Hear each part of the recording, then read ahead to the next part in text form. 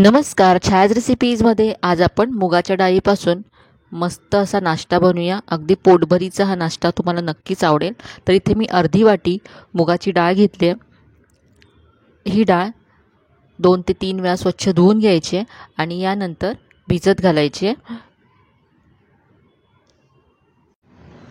इथे मी ही डाळ 2 तास आधी भिजत ठेवली होती, तर अगदी सॉफ्ट झाली आहे.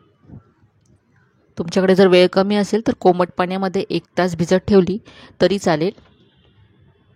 आता ही डाळ आपल्याला वाटून घ्यायची आहे. तर ही मिक्सरच्या भांड्यामध्ये मी काढून घेते.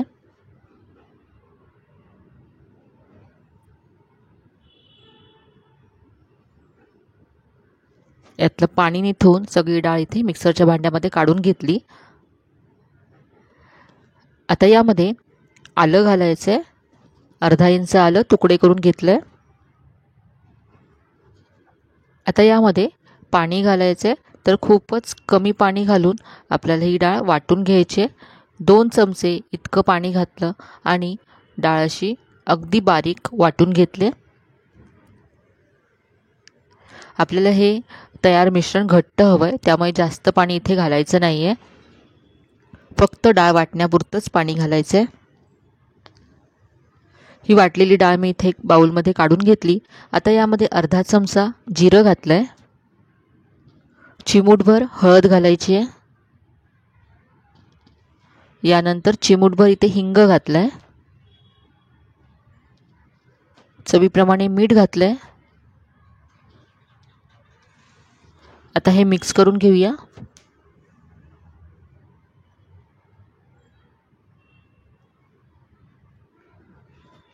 आता इथे मी तांदळाचं पीठ घेतलं आहे. तर तांदळाचं पीठ ऑप्शनल आहे, पण यामुळे आपल्या रेसिपीला कुरकुरीतपणा यायला मदत होईल.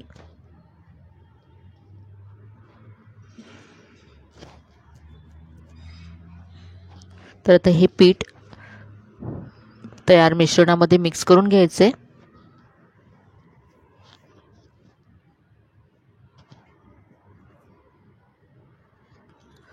हे मिक्स करून घेतलं. आता हे 2 ते 3 मिनटं छान फेटून घ्यायचं आहे. यामुळे हे पीठ छान हलकं होईल.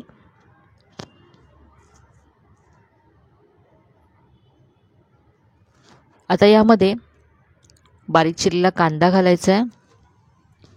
बारीक चिरलेली शिमला मिरची घालायची आहे. यानंतर इथे मी आता स्वीट कॉर्न घेतला आहे 1 मोठा चमचा. कच्चेच दाणे आहेत.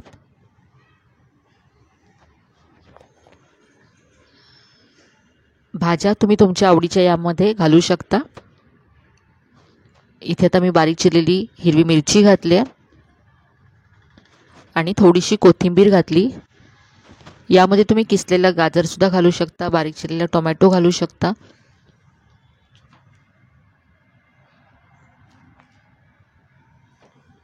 हे सगळं छान एकजीव केल्यानंतर यामध्ये मी थोडंसं पाणी घालते.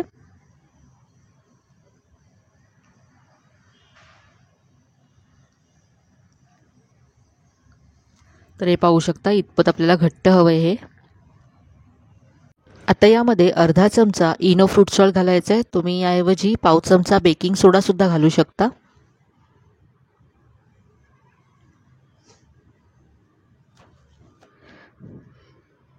इनोवरती थोडंसं पाणी घातलं आणि मिक्स करून घेऊया.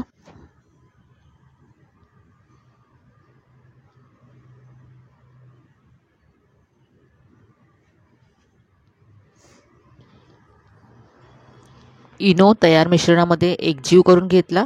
आता इथे मी छोटा तडका पॅन गॅसवरती गरम करत ठेवला आहे आणि यामध्ये मी बटर घातलं आहे.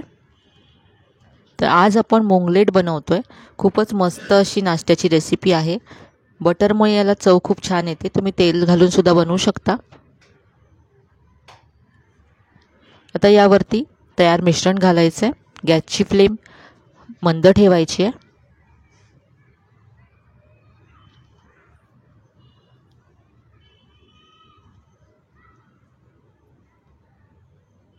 हे असं तडका पॅनमध्ये पसरवून घेतलं आहे. तडका पॅन नसेल असा तर छोटा जो पॅन असतो, तडका पॅनपेक्षा थोडासा मोठा जो पॅन असतो त्यामध्ये तुम्ही सुद्धा बनवू शकता. हे आता वरून मी थोडीशी काश्मीरी लाल मिरची पावडर पसरवून घेतली आहे आणि कोथिंबीर पसरवली आहे. याबरोबरच इथे मी लाल मिरची अशी उभी चिरून घेतली आहे.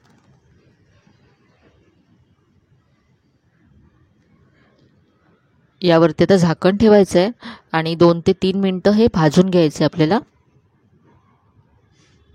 तर इथे साधारण 3 मिनटं झाले आहेत.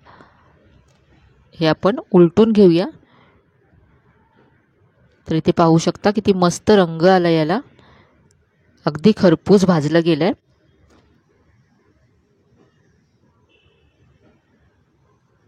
आता इथे पहा, हे आतपर्यंत छान भाजलं जावं यासाठी याला अशा चिरा द्यायच्यात. पूर्ण कट करायचं नाही आहे याला.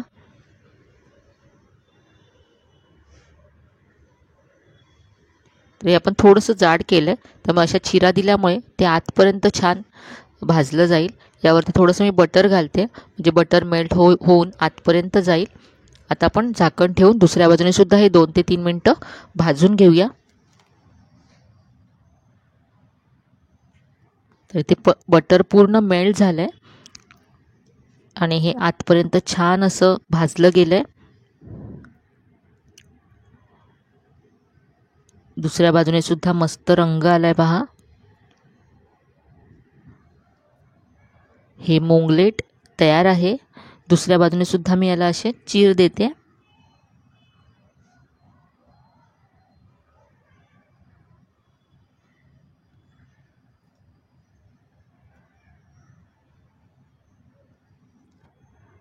चवीला हे खूपच मस्त लागतं.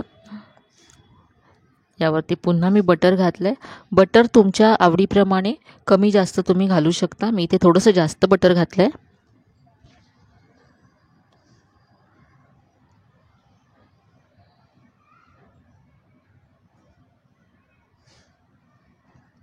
बटर असं सगळीकडे छान पसरवून घेतलं.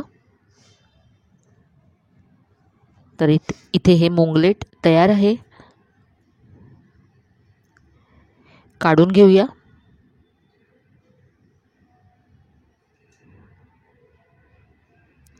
झटपट तयार होणारी पौष्टिक आणि चवदार अशी ही रेसिपी आहे. कोणत्याही चटणीबरोबर तुम्ही सर्व करू शकता. इथे मी टोमॅटो केचप बरोबर सर्व केलं आहे.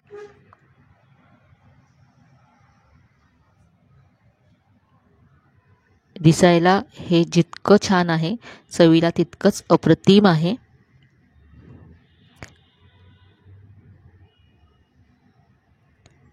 आजची रेसिपी तुम्हाला नक्कीच आवडली असेल. रेसिपी कशी वाटली कमेंटमध्ये कळवायला विसरू नका. रेसिपी जर आवडली असेल तर व्हिडिओला जास्तीत जास्त लाईक करा, शेअर करा. चॅनलला अजून सबस्क्राईब केलं नसेल तर नक्की सबस्क्राईब करा. चला तर मग पुन्हा भेटूया अशा छान छान नवीन नवीन रेसिपीजसह. तोपर्यंत धन्यवाद.